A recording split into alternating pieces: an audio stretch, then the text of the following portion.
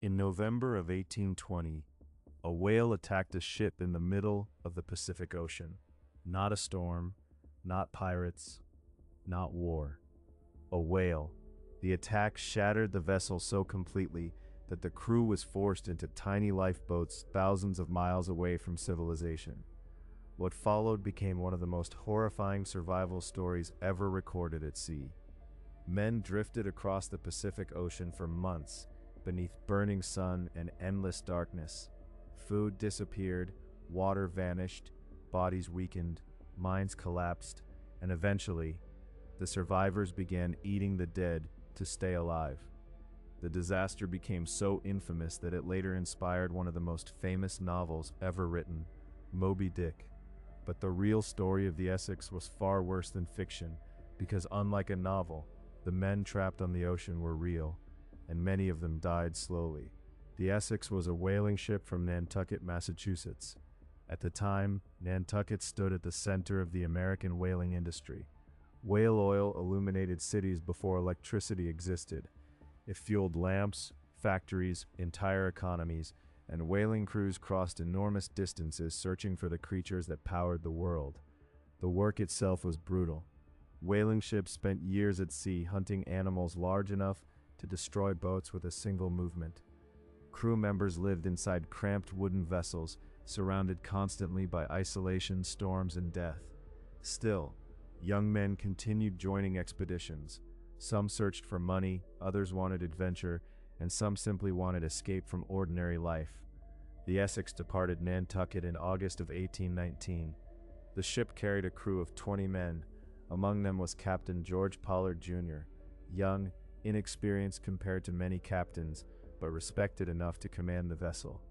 Also aboard was First Mate Owen Chase, disciplined, skilled, strong-willed. The relationship between Pollard and Chase would later become critical to the survival of everyone remaining at sea. At first, the voyage followed familiar patterns.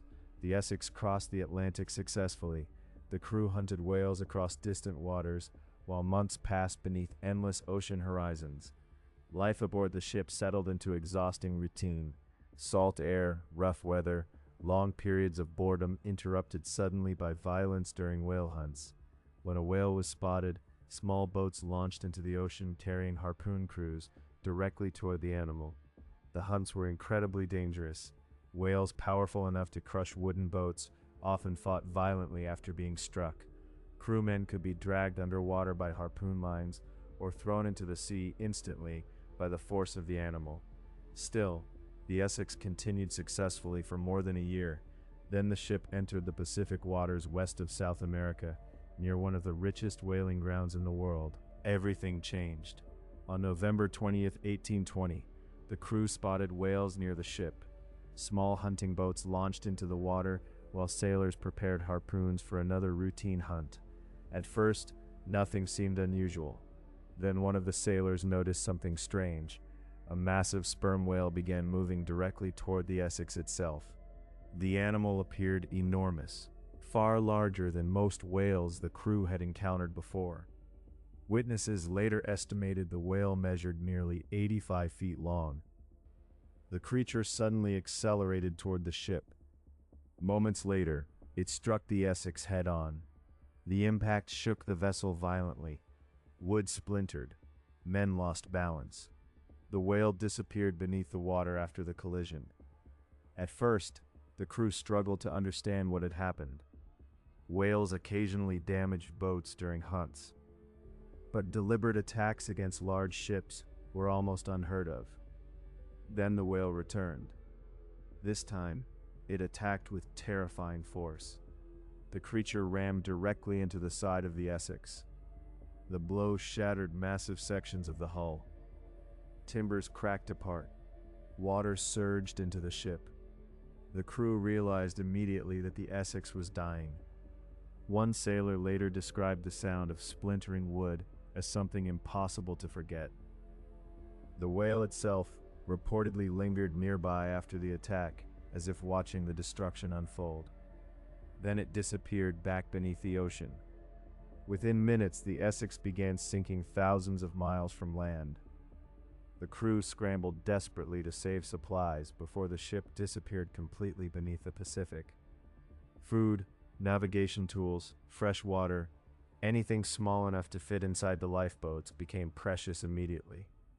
The sailors watched their ship slowly tilt deeper into the ocean, while waves crashed against the collapsing hull.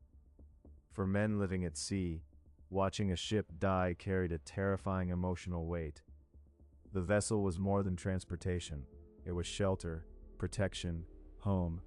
Without it, the Pacific became almost impossible to survive. Eventually, the Essex disappeared beneath the water completely. The crew remained alone in 3 small whaleboats floating across one of the largest oceans on Earth. At first, the men believed they still had a chance. South America remained thousands of miles away, but if conditions stayed calm, survival might still be possible. The sailors organized supplies carefully. Rations were reduced immediately. Tiny amounts of bread and water became daily survival. Every decision now mattered. The Pacific Ocean around them stretched endlessly in every direction. No rescue ships appeared. No land existed nearby. Only water. Endless water beneath burning sunlight during the day and freezing darkness at night. As weeks passed, conditions worsened rapidly. Salt water destroyed skin. Lips cracked open from dehydration. Bodies weakened beneath starvation. The men became increasingly desperate for food. Occasionally they caught small fish or seabirds, but never enough. Hunger remained constant. The boats drifted farther across the Pacific, while storms battered the survivors repeatedly. Some sailors began losing hope completely. Others became obsessed with navigation and survival calculations. Arguments spread between officers and crew. Exhaustion destroyed morale. Still, the men continued rowing.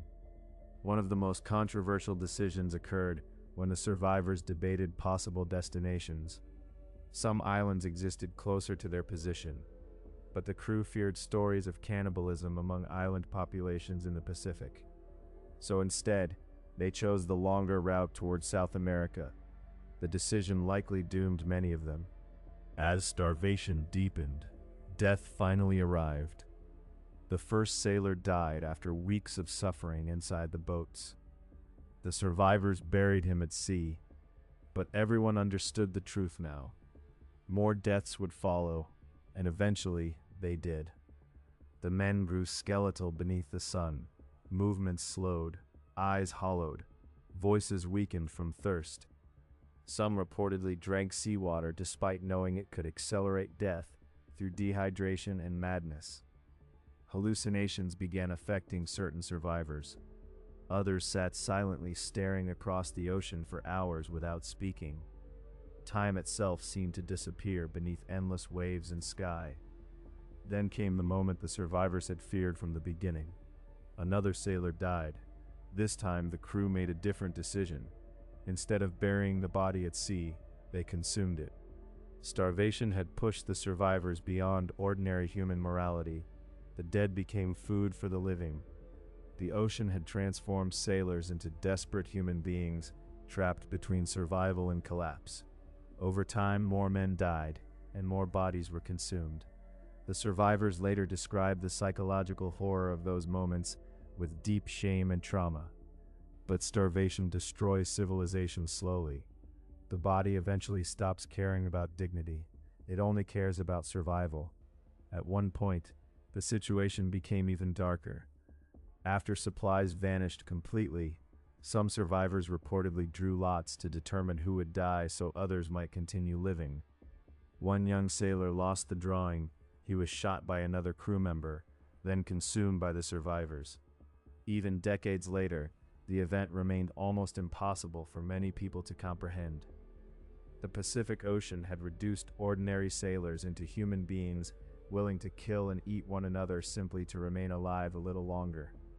Months after the sinking of the Essex, the first survivors were finally rescued. Their condition shocked everyone who saw them. Emaciated, burned by the sun, barely alive, some could no longer stand properly. Others appeared mentally destroyed by the experience. Out of the original 20 crew members aboard the Essex, only 8 survived. The disaster spread across the world through newspapers and survivor accounts. Readers became fascinated and horrified by the story of the whale attack and the nightmare that followed. Years later, writer Herman Melville used elements of the Essex disaster as inspiration while writing Moby Dick.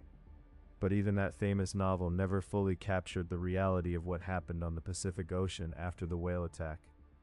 Because the true horror of the Essex was not only the whale itself, it was what happened after the ship disappeared. The hunger, the isolation, the realization that rescue might never come, and the terrible choices ordinary human beings made while drifting across an endless ocean, trying to survive. Even today, the story of the Essex remains one of the most disturbing survival disasters ever recorded at sea. Because somewhere in the middle of the Pacific Ocean, a whale destroyed a ship, and the ocean slowly destroyed the men who survived it.